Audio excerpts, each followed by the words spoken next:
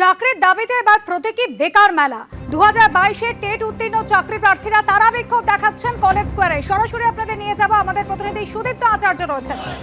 একদমই, একদিকে যখন চাকরিহারা শিক্ষকেরা দিন রাত ধরে বিক্ষোভ দেখাচ্ছেন, ঠিক তার পাশাপাশি চাকরির দাবিতে প্রাথমিকে শিক্ষকতার চাকরির দাবিতে কিন্তু বেকার মেলা করছেন 2022-এর টেট উত্তীর্ণ চাকরি প্রার্থীরা।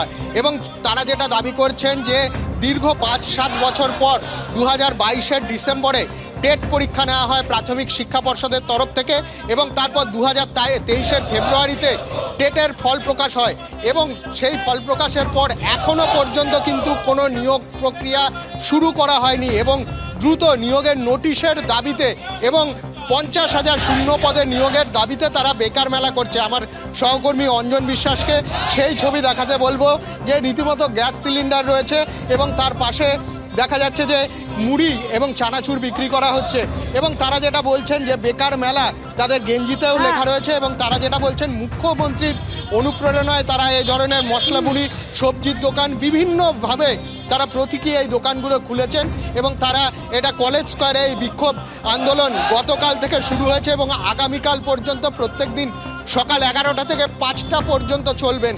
এবং তারা যেটা দাবি করছেন স্লোগান এবং শাউটিংয়ের মাধ্যমে তারা দাবি করছেন অবিলম্বে 50,000 শূন্য পদে নিয়োগের জন্য বিজ্ঞপ্তি জারি করতে হবে, নোটিশ জারি করতে হবে, এবং শুধু নোটিশ জারি করা না, তারা সিঁদুরে মেঘ দেখছেন এবং সেই কারণে বলছেন দ্রুত নোটিশ জারির পাশাপাশি স্বচ্ছভাবে নিয়োগ প্রক্রিয়া চালু করতে হবে। স্বচ্ছভাবে নিয়োগ করতে হবে এবং সেই দাবিতে এভাবে প্রতীকী বেকার মেলা করছেন কলেজ স্কয়ারে এই 2022-এর টেট উত্তীর্ণ চাকরি প্রার্থীরা।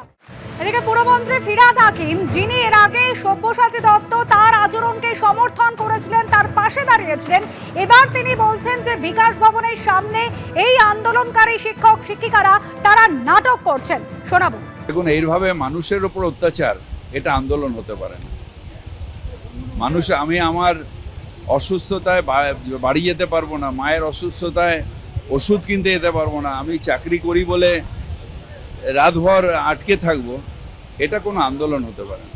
যদি দুর্নীতির কারণে হয় সেটা সুপ্রিম কোর্টের কাছে আছে, তার বিচার সুপ্রিম কোর্ট করবে। সুপ্রিম কোর্টের যে বিচার যে ওনারা যেটা দিয়েছে সেটা একমাত্র বদলাতে পারে সুপ্রিম কোর্ট। বিকাশ ভবনে গিয়ে আন্দোলন করে সেটা বদলানো যায় না। Verdict of supreme court can be change only in supreme court. সুতরাং এটা তো নাটক হচ্ছে। যারা টিভিতে মুখ দেখাতে যায় তারাই ওখানে বসে আছে।